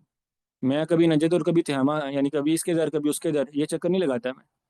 میں انتظار کرتا ہوں یہاں تک کہ کوئی ایسا بندہ مجھے میسر آ جائے، کوئی ایسا کریم النفس انسان، ایسا باوقار آدمی، ایسا عزت دار آدمی جو نیکی کرنا جانتا ہو. نیکی کرنا بھی ایک فن ہے، جس کو پتہ ہو کہ وہ دے گا تو اس کے بعد احسان نہیں جتلائے گا، اس کے بعد اس کے بدلے میں اپنے کام نہیں نکلوائے گا، اپنے مفادات جو ہے پورے نہیں کروائے گا. ایسا کوئی قریبی، ایسا کوئی عزیز، ایسا کوئی میرا دوست مجھے جب مل جاتا ہے، اس کے ہاتھ سے میں لے لیتا ہوں، اس کا احسان میں برداشت کر لیتا ہوں، جس کے بارے میں مجلس میں بتا سکوں لوگوں کو کہ فلاں بندے کے مجھ پر احسانات ہیں. اب آپ دیکھیں کہ عالم کا کیا کوئی شرف ہے، مقام ہے، کوئی مجلس میں بیٹھ کے بتا رہا ہو کہ فلاں وزیر اعظم نے مجھے یہ دیا، فلاں صدر نے یہ دیا، فلاں جو پیسے والے صاحب ہیں، کونسلر ہیں، انہوں نے یہ دیا، اور فلاں کاروباری بندے نے یہ دیا. اس کے برعکس اگر وہ یہ بتائے اپنے کسی ہم جماعت کے بارے میں، اپنے کسی قریبی جس کے ساتھ اس نے 10 سال اکٹھے پڑھا، وہ میرا بڑا اچھا دوست ہے، 10 سال ہم اکٹھے رہے ہیں، تو بہر وہ میرے بہت کام آئے. دونوں باتوں میں فرق ہے کہ نہیں؟ پہلی بات بیان کرنا یہ انسان کی عزت کو خراب کرنے والی بات ہے. دوسری بات کو بیان کرنے میں اس کے یعنی بظاہر اللہ ہے کہ یعنی بعض صورتوں میں ہو سکتا ہے کہ وہی پریشانی کا باعث ہو، لیکن بظاہر اس میں عزت نفس کی خرابی نہیں. اس لیے سلف صالحین کیا یعنی یہ بات بڑی زیادہ تھی، معروف تھی کہ وہ اخوان جو اپنے دوست ہوتے تھے قریبی، ان کے احسانات کو برداشت کر لیا کرتے تھے، غیروں سے کچھ نہیں طلب کرتے۔ اور میں نے پچھلے محاضرے میں اشارہ بھی کیا تھا کہ انسان سوال کرنے سے باز رہے آخری حد تک، اور کبھی مجبور ہو جائے سوال کرنے کے لیے تو سوال صرف اس دوست سے کرنا چاہیے جو دوستی کے حق ادا کرنا جانتا ہو۔ بڑے افسوس کی بات یہ ہے کہ ہمارے ہاں اخوت جو ہے نا یہ مٹ چکی ہے، اور یہ شکوہ بہت سارے علماء پہلے بھی کر چکے ہیں کہ جو ہے نا رسم الاخوہ یہ اٹھا لی گئی بالکل، اخوت اور اس طرح کی باتیں اب کتابوں میں ملتی ہیں۔ تو بہرحال ابن ابی دنیا رحمہ اللہ کی کتاب ہے الاخوان لابن ابی دنیا، اور بھی اس موضوع پر کافی کتابیں ہیں۔ تو یہ کتابیں پڑھنی چاہیے تاکہ آپ کو پتہ ہو کہ جب ہم کسی کے ساتھ تعلق بنا لیتے ہیں اور اس پہ ہم راضی ہیں تو پھر اب اس کے حقوق کیا ہوتے ہیں، ٹھیک ہے نا؟ تو خیر و بات طویل ہو جائے گی۔ جرجانی رحمہ اللہ یہ فرما رہے ہیں کہ میں ہر کسی شخص کے احسان کو اٹھانے کا روادار نہیں، کیونکہ جو بندہ بھی مجھ پر احسان کرتا ہے تو وہ کیا کرتا ہے، مجھے اپنا غلام بنانے کے در پہ ہو جاتا ہے۔ جب تک کہ مجھے کوئی ایسا بندہ نہیں مل جاتا کہ اگر جس کا میں احسان اٹھا بھی لوں گا تو وہ مجھے پریشان نہیں کرے گا اور بعد میں مجالس میں ذکر نہیں کرے گا۔ اور یہاں پر یہ بات بھی آپ کو معلوم ہونی چاہیے کہ رسول اللہ صلی اللہ علیہ وسلم نے احسان کا بدلہ اتارنے کو کی ترغیب دی ہے۔ آپ نے کہا جو بندہ تمہارے ساتھ بھلائی کرے تو تم اس کا کوئی عوض دے دو، اس کا احسان اتار دو۔ خود رسول اللہ صلی اللہ علیہ وسلم نے آخری وقت میں کیا کہا تھا کہ میں نے ہر بندے کا احسان اتار دیا ہوا ہے سوائے ابو بکر رضی اللہ عنہ کے، کہ وہ آپ کے دوست ہیں نا، وہی دوست جن کی ہم نے پہلے بات کی کہ وہ اس طرح کے دوست ہیں کہ ان کے احسان کا رسول اللہ صلی اللہ علیہ وسلم پر کوئی بوجھ نہیں ہے، آپ نے اس فضیلت کو باقی رہنے دیا۔ لیکن اس کے علاوہ آپ نے باقی ہر شخص جس نے کوئی احسان کیا تھا کسی بھی اعتبار سے رسول اللہ صلی اللہ علیہ وسلم پر، آپ نے ان کو کچھ دیا دلا کے وہ احسان پورا کیا۔ اس وجہ سے کہ جو احسان ہے، جو نیکی ہوتی ہے، دراصل یہ استرقاء یعنی غلامی کی ایک صورت ہوتی ہے۔ انسان جب کسی کے زیر احسان ہوتا ہے تو گویا اب اس کو اس کی کوئی نہ کوئی بات ماننی ہے، اور کوئی نہ کوئی اس پر ایک اخلاقی دباؤ ہوتا ہے، پریشر ہوتا ہے۔ تو جو نفس حر ہے نا، آزاد انسان جو ہوتا ہے، آزاد بندے کا جو دل ہے، وہ یہ گوارا نہیں کرتا کہ میں کسی کا زیر احسان ہوں۔ بڑی عجیب بات ہے کہ بعض لوگ کو دیکھا گیا کہ وہ لوگوں کے احسانات کے نیچے رہنے میں کوئی اپنی یعنی توہینی محسوس کرتے ہیں۔ سچی بات یہ ہے کہ عزیز و نفس انسان کو یہ بات برداشت نہیں ہوتی، بلکہ اس کی پوری یہ خواہش ہوتی ہے، تمنا ہوتی ہے کہ جب اللہ نے حالات بہتر کیے ہیں، ذرا کوئی موقع ہاتھ آیا ہے تو میں کوشش کروں کہ وہ سب لوگ جنہوں نے میرے ساتھ بھلائیاں کر رکھی ہیں، میں ان کی بھلائیوں کو اس سے بہتر انداز میں لوٹا دوں، واپس کر دوں۔ اس کا اہتمام کرنا چاہیے، ہمارے ہاں یہ بات بڑی مفقود ہے۔ بہرحال اس کے بعد فرماتے ہیں وَأُقْسِمُ مَا غَرَّاءُ مَنْ حُسِّنَتْ لَهُ مُسَافَرَةُ الْأَطْمَاعِ إِنْ بَاتَ مُعْدَمًا۔ وَأُقْسِمُ اور میں قسم کھاتا ہوں، یہاں پر لکھا ما غراء، یہ تصحیف ہے، اصل میں ما عز، یہ کیا ما عز یعنی اس بندے کی کوئی عزت نہیں ہے۔ من حسنت له مسافرۃ الاطماع ان بات معدما، جس کے لیے اچھی بنا دی گئی ہیں کیا اس کی جو اطماع ہے دنیاوی۔ اور یہ جو مسافرہ لکھا یہ ہے مسامرہ میم کے ساتھ، یہ بھی تصحیف ہے، مسامرۃ الاطماع، جس کے لیے اچھے بنا دی گئی ہیں کیا، یعنی جو اس کا دل اس کو باتیں، مسامرہ کہتے ہیں باتیں کرنا رات کو، جو اس کی اطماع ہے، لالچی ہے نا، جو تمنائیں ہیں کہ فلاں جگہ سے پیسے آ جائیں گے، فلاں کے پاس چلا جاتا ہوں، فلاں سے مانگ لیتا ہوں، فلاں سے لے لیتا ہوں، جس بندے کے لیے یہ چیزیں اچھی بنا دی گئی ہیں ان بات معدمہ، اس کے معدم یعنی اس کے فقیر ہو جانے کی صورت میں، یعنی ایسا بندہ جو فقر کی حالت میں ہے، جس کے پاس کوئی چیز نہیں ہے، اسے کوئی چیز کی حاجت ہے، اس کیفیت میں جس بندے کے لیے یہ چیز اچھی بنا دی گئی ہے نا کہ میں فلاں سے لے لوں گا اور فلاں سے لے لوں گا بجائے خود محنت کرنے کے یا صبر کرنے کے فقر و فاقہ پہ، تو کہتے ہیں واللہ ما عز، ایسے بندے کی کوئی عزت نہیں ہے معاشرے میں۔ اور یہ بات بالکل درست ہے، پچھلے سارے نظم میں ہم یہ بات یعنی یہی بیان کرتے ہیں کہ جو بندہ سوال کرنے پہ آمادہ ہو جاتا ہے، سوال کرنے کو عادت بنا لیتا ہے، لوگوں کے سامنے ہاتھ پھیلانے کو اور اپنے علم کو بیچنے پر آمادہ ہو جاتا ہے، تو ایسے بندے کی عزت اور وقار اس کا آہستہ آہستہ ختم ہو جاتا ہے۔ انسان کو فقر و فاقہ پر صبر کرنے والا ہونا چاہیے۔ اور جو فقیر انسان ہوتا ہے نا، فقیر ایسا جو مستغنی ہو لوگوں سے، یہ بہت امیر ہے، جس میں الغنا غنی القلب، امیری دل کی امیری ہے، اور قناعت اصل امیری ہے۔ قرآن مجید میں آتا ہے من عمل صالحا من ذکر او انثى وهو مؤمن فلنحيينه حیاتا طیبہ، جو انسان ایمان لے آتا ہے، نیک عمل کرتا ہے مرد و عورت میں سے، تو ہم اسے حیات طیبہ عطا کرتے ہیں۔ تو حیات طیبہ سے لوگ سمجھتے ہیں کہ اب حیات طیبہ یہ ہے کہ ہم اس کو بڑی عالیشان گاڑیاں دے دیں گے اور بڑا کچھ دے دیں گے، یہ مراد نہیں۔ سعید بن جبیر رحمہ اللہ فرماتے ہیں اس سے مراد یہ ہے کہ ہم اسے کسی کا زیر احسان نہیں کرتے، اس کو اپنی حاجت کسی کے سامنے رکھنے کی ضرورت پیش نہیں آتی، یعنی اللہ اس کو اس تھوڑے پر راضی کر دیتے ہیں۔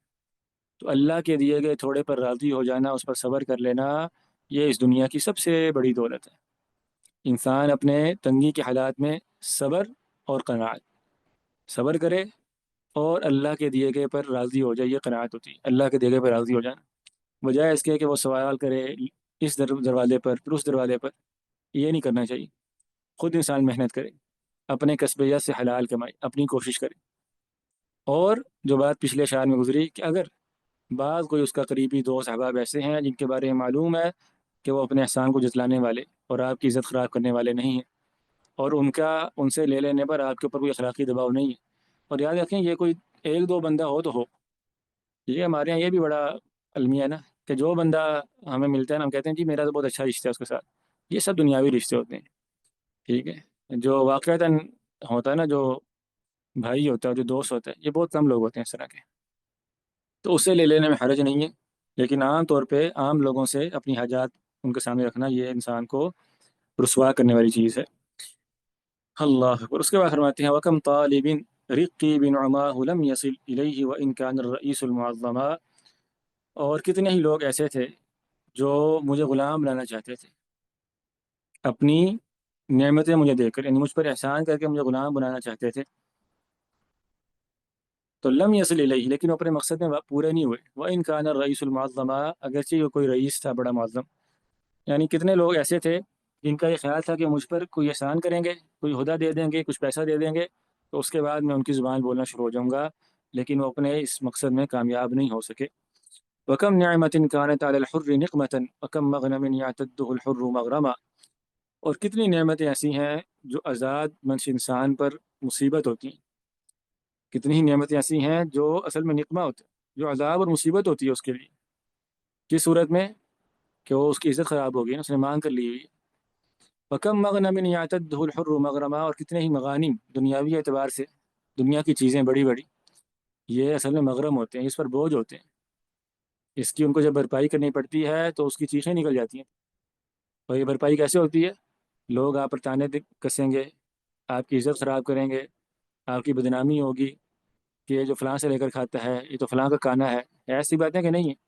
آپ دیکھیں کہ علماء اور مولانا حضرات جو آج کل ان پر جو بڑے بڑے الزامات ہیں، یہ تو پروپیگنڈا ہے نا زیادہ تر، لیکن اس میں جو بات حقائق ہے وہ کیا ہے؟ وہ یہی نہیں ہے کہ یہ لوگوں سے لے کر کھاتے ہیں، اور اگر تو لوگوں سے، یعنی ایک عام بات جو ہم کر رہے ہیں کہ طلبہ علم کے لیے اور مدارس کے لیے صدقہ و خیرات دینا، یہ ایک الگ بات ہے، یہ کہ اپنی ذات کے لیے، اپنی ذاتی مفادات کے لیے جو ہے نا اغنیا اور امیر پیسے والے لوگوں کا کانا بن جانا، کتنی قبیح بات ہے، کتنی عجیب بات ہے۔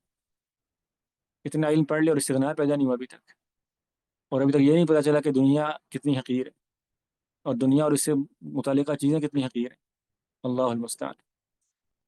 وماذا عسى الدنيا وإن جل خطبها ينال بها من سير الذل مطعما، کہتے ہیں وہ دنیا، یعنی کیا دنیا کر لے گی، جتنا بھی اس کا بڑا جو ہے نا یعنی سنگین معاملہ ہے دنیا کا، یعنی دنیا کے فقر پہ صبر کرنا یعنی شدید معاملہ ہے نا، وہ ان جل خطبها، لیکن کیا بندہ اس دنیا سے لے لے گا، کیا اس کو فائدہ مل جائے گا جس نے ذلیل ہونے کو جو ہے نا وہ قبول کر لیا، اس پر راضی ہو گیا، یعنی جو بندہ ذلت کے ساتھ کھانے پینے کو اس پر راضی ہے، تو یعنی بالآخر وہ کب تک یعنی اس دنیا سے فائدہ اٹھاتا رہے گا، اس سے کیا ملے گا اس دنیا سے؟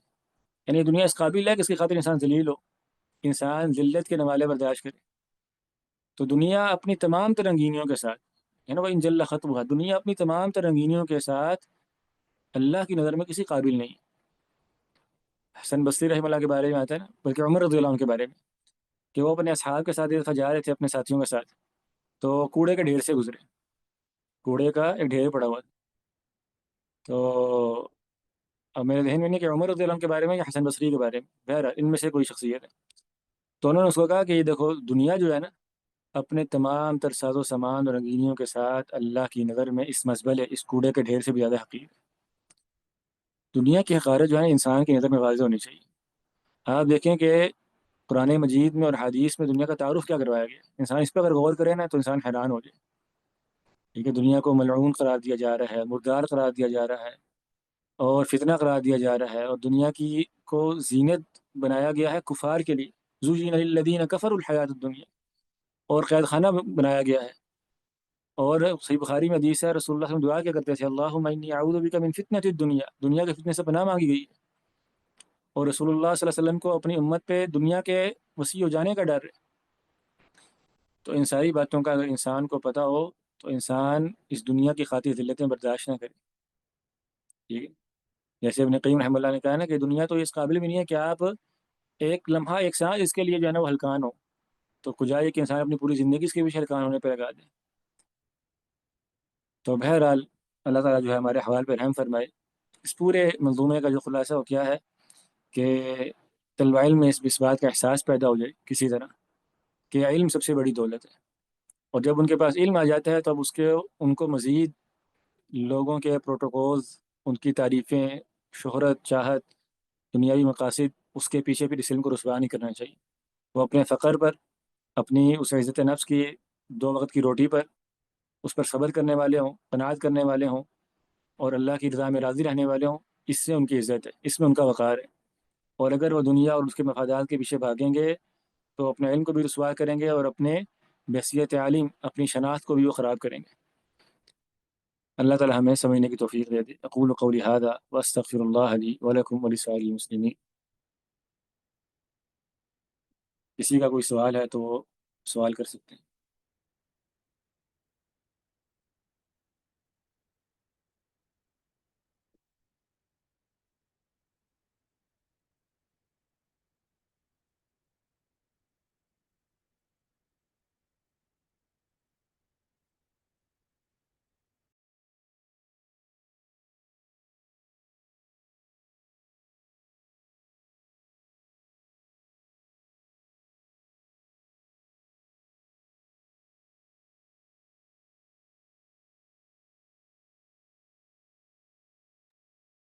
اگر کسی معلم حافظ کو گھر بلا کر پڑھائیں اور اس طرح وہ بچے کو زیادہ اچھے سے توجہ سے پڑھائیں تو کیا یہ صحیح نہیں ہے؟ نہیں، یہ صحیح نہیں ہے، کم از کم میں اس کو صحیح نہیں سمجھتا۔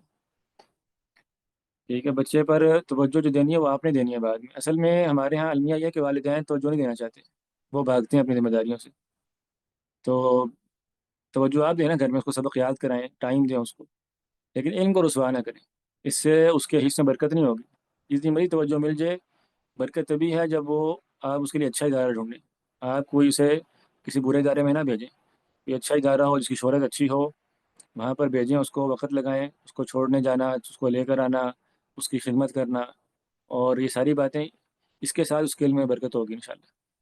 تو جتنی توجہ دینی ہو پھر آپ گھر میں دیں اس کو، خود اس پر محنت کریں۔ آن لائن پڑھ سکتے ہیں جی، آن لائن پڑھ سکتے ہیں، لیکن اس آن لائن پڑھنے کو بالمشافہ پڑھنے کے قائم مقام نہیں سمجھ سکتے۔ ٹھیک ہے، ما لا یدرک کلہ لا یترک جلہ، کہ جو چیز آپ کے پاس پوری نہیں آ سکتی تو کچھ نہ کچھ آ جائے تو اس کو قبول کر لینا۔ Some thing is better than nothing. تو اگر جن لوگوں کے لیے علماء کے سامنے جا کر بیٹھ کے پڑھنا وہ مشکل ہے تو آن لائن وہ پڑھ لیں، لیکن یہ کبھی اس کے متبادل نہیں ہو سکتا جو اصل علم، حقیقی علم ہے۔ یا آپ کہہ لیں یہ ایک یعنی کم تر بات ہے اس کی نسبت جو سامنے آمنے سامنے بیٹھ کے پڑھا جاتا ہے۔ لیکن جو خواتین ہیں ان کو چاہیے کہ آن لائن ہی پڑھیں۔ خواتین کا گھروں سے نکلنا یہ شریعت میں پسندیدہ نہیں ہے۔ تو خواتین کے لیے یہ آپ کہہ لیں اس دور میں رحمت اللہ تعالیٰ کی بہت فضل ہے ان کا، کہ وہ آن لائن جو دورات ہوتے ہیں، دروس ہوتے ہیں، اسے مستفید ہوں۔ ان کے لیے خیر کی بات ہے اس میں انشاءاللہ، ان کے لیے بہتر آپشن ہے۔